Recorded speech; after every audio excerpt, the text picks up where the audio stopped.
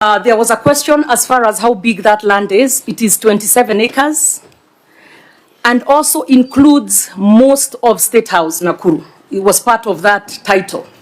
So we have that landing area for State House. We have another of my public hospitals, the Annex Hospital, that's on that title as well. So I will not sit pretty and not fight to make sure that the land reverts back to the people of Nakuru County. So that's important. The cases are still going. I am told we are almost at the tail end, so the determination should be coming here soon. We did go in front of the Senate committee, and if I am not wrong, the Health Committee, I believe Senator Omogen sits in that committee. The Nakuru senator has also claimed that when they came to my office, the issue disappeared. Well, we have one of them sitting here, so he may know or may not know. So I don't know what that implication of that statement was. Yeah, Governor, let's just restrict ourselves to the audit issues. Sorry. Yeah, I was responding. You know, Chair, these are serious issues that have been raised, so I need to respond. So as far as talking about 3 women lying in the same bed, it is not true.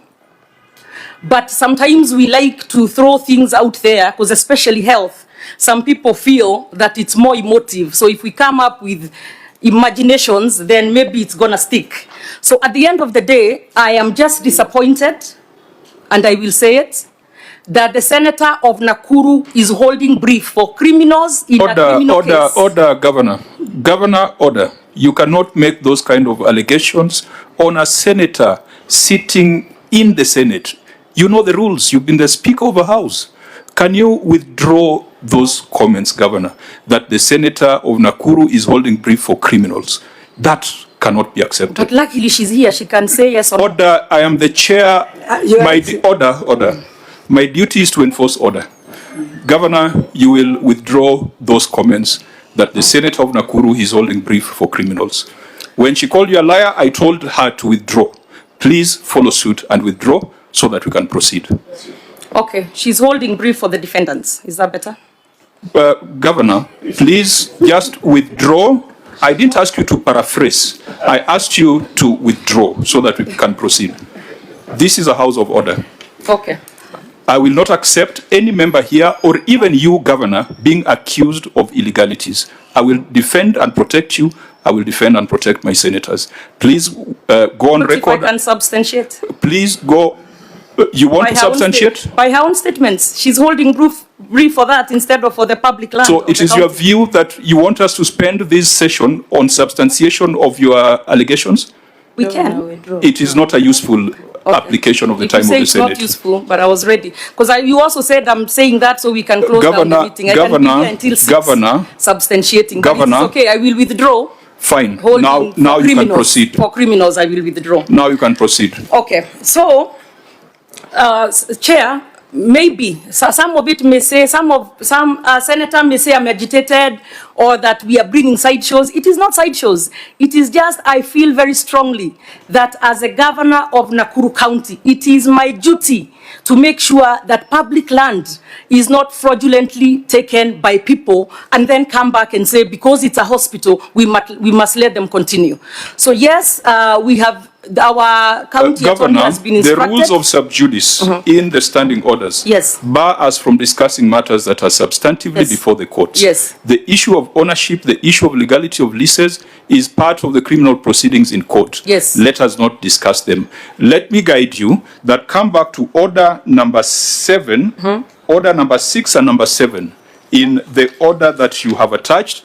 That was a question asked by Senator Omogeni. Yes. Let's address that. At least that is safe ground. And, that will not make us go sub judice. I agree, Chair. And in fact, at the beginning, if you recall, I had told you I actually should not be responding to this because it's sub judice. No.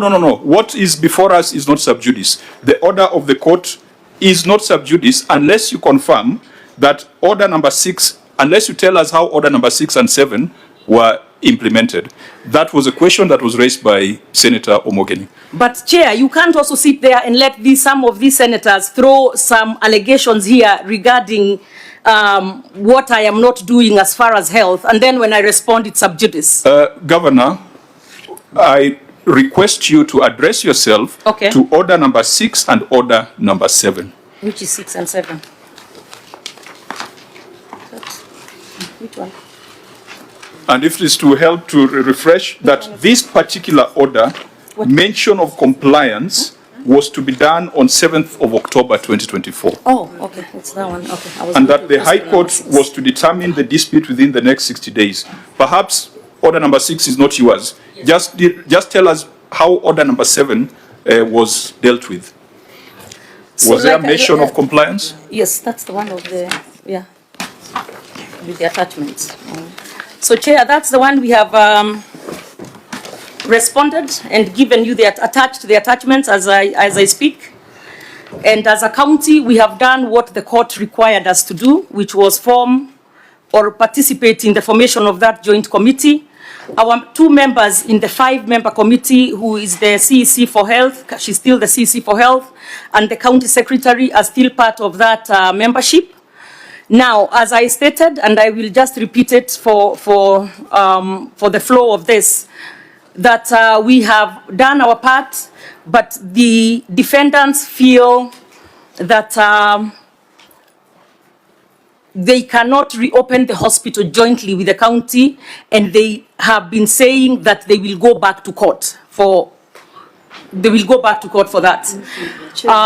So, Chair, that is where we are. However, I have instructed a couple of weeks ago my county attorney. Governor, have you read order number 7? Which order number 7. So that we deal with that. I don't want us to stray. Okay. Yeah, I'm responding as far as the order by the High Court. Isn't that the one? Order number 7 required that mention of compliance be done on 7th of October. Oh, okay. Compliance with this order. Okay. That's what we are asking, because you have told us the stories about how the other party is not cooperating. Yeah. So can you just tell us whether that order has been addressed or it's before the courts? So that if it's before the courts, we leave it as sub judice. I can quickly ask and we can return. I can come back to it. But I know we have gone to every hearing. There is no hearing that has been missed. Was there a mention of compliance on 7th of October? Can I ask the attorney, who is one of your senators? Yeah, because that is critical. For us, we will not deal with other issues. We just want to know why this order cannot be enforced. Point of order, who is the attorney? The attorney of record is Professor Ojienda, who is one of the senators. But I will ask him real quick. Where is he? Governor, is there anyone, order members, is there anyone in your delegation who can give us, because I thought you had someone from the legal. He can. It's a clear question, it was asked by a senior counsel, and I think it requires just a clear, direct answer. Thank you very much, Chair. The matter I can confirm that on that particular date it didn't come up for compliance, but it's coming up on 22nd of this month for the ruling of the applications. Senior counsel? You see, Wakili, compliance means that you have to tell the court whether order number 2 that required the hospital to be opened had been opened. So what we want to know is, when you went to court, did you tell the court you have complied, or what is on record? When you went back to court, what did you tell the court? Because the court wanted to know whether you had complied with order number 2 that said War Memorial Hospital shall be opened immediately. So what did you tell the court? Thank you, Senator. On that day, the court did not sit. Did not sit on that particular day. But we got another date. And we are hoping that we can get the final ruling on 22nd of July to put this matter to rest. So since October 2014, the court never sat again to know whether there was compliance or